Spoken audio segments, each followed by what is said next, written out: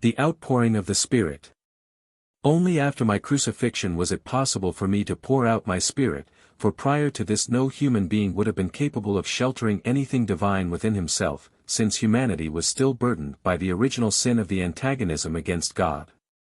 My Spirit, however, is the emanation of myself, and no human being burdened by guilt could ever have been a recipient of this emanation, for the gulf which existed between what had become guilty and myself was too deep.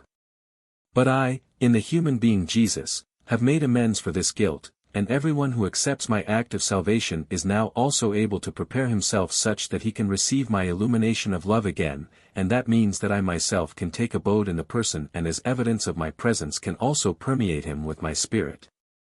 Then his thoughts and intentions will be determined by the strength of the Spirit. He cannot think and want something wrong as long as my Spirit works in him.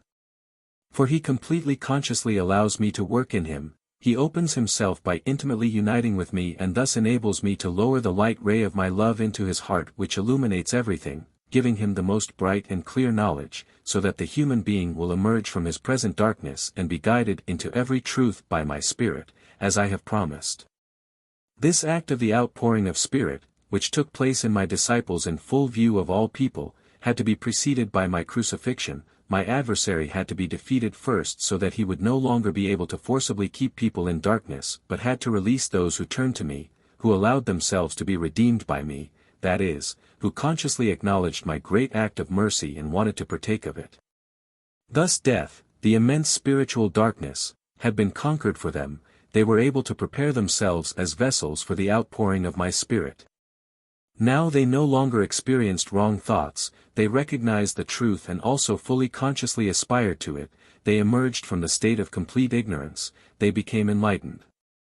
My Spirit permeated them, and now they also came closer to me again. That tiny spark of Spirit, which as part of myself had rested dormant within themselves, aspired towards the eternal Father Spirit to which it was inseparably connected.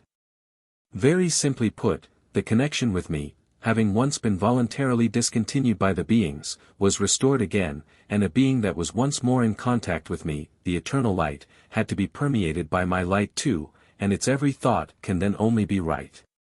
He has to recognize the truth, and then the human being also has to uphold this truth, because he is urged by my Spirit to proclaim the truth to all of his fellow human beings.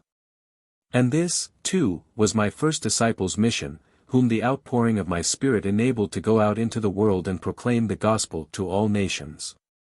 They had to possess the truth themselves in order to pass it on, and even though during my years of teaching they had been instructed in the truth by me, the outpouring of my Spirit nevertheless had to take place first so that they then would brightly and clearly recognize their task and no longer be burdened by ignorance, for they were instructed through the Spirit by myself, who stayed with them as I had promised. And thus, time and again I will pour out my Spirit upon people who want to serve me, who prepare themselves as vessels into which my Spirit can flow and who, like my first disciples, want to bring the truth to people in the knowledge that only the pure truth can help people in their immense spiritual adversity. And my Spirit will be effective in them so that the darkness will be dispersed and the people desiring to serve me by assisting in the redemption of errant souls will think correctly again. No person can give what he does not have. However, to you, my servants, I want to give abundantly, so that you can impart it again to your fellow human beings who urgently require your support, since they will not establish the relationship with me on their own. Yet you, who know all correlations, can enlighten them and even now persuade them to change their will. And you will always be able to receive spiritual knowledge in abundance, and at all times, when you ask questions, they will be answered such that you will also be able to recognize the provider, which you then should pass on, for many people and countless souls in the kingdom of the beyond will ask questions and desire truthful answers. They will be able to receive them from you. For I know all thoughts arising from the heart and will give to every person according to his task or comprehension. And this is my working in you, the working of my Spirit, which the first disciples were allowed to experience for themselves after my ascension. They, too, had to be assisted by my love time and again, for in order to implement the task given to them by me they required extensive knowledge, and without my obvious support they would never have been able to accomplish this task, for I constantly instructed them through the Spirit. Thus, they did not have to be afraid to be incapable of working as teachers or of spreading incorrect spiritual knowledge and were able to administer their office well. They were able to proclaim the gospel in accordance with my will. And today, too, I give my last disciples on this earth the same task of taking the truth to people, which can only come forth from me directly. For the earth is engulfed by profound darkness, errors and lies are so widespread that people have to muster an utterly sincere will in order to find the truth and then also to recognize it as such.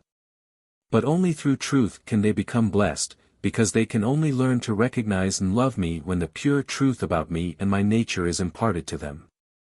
And this knowledge, the pure truth, can only be imparted to them through my Spirit, but it will also be clarified for you, because I love you and you only need to establish a heartfelt bond with me through equal love in order to induce the spiritual spark in you, which is inseparably connected to the eternal Father Spirit, to express itself. Then I can speak to you myself and place you into a state of cognition, and then you will also know what you have to do in order to achieve your goal, the unification with me, while you are still on earth. For when I instruct you myself you truly will be taught correctly, and then you will accomplish your task on earth for sure and change yourselves into love, you will adopt your fundamental nature again and be blissfully happy, as you were in the beginning. Amen.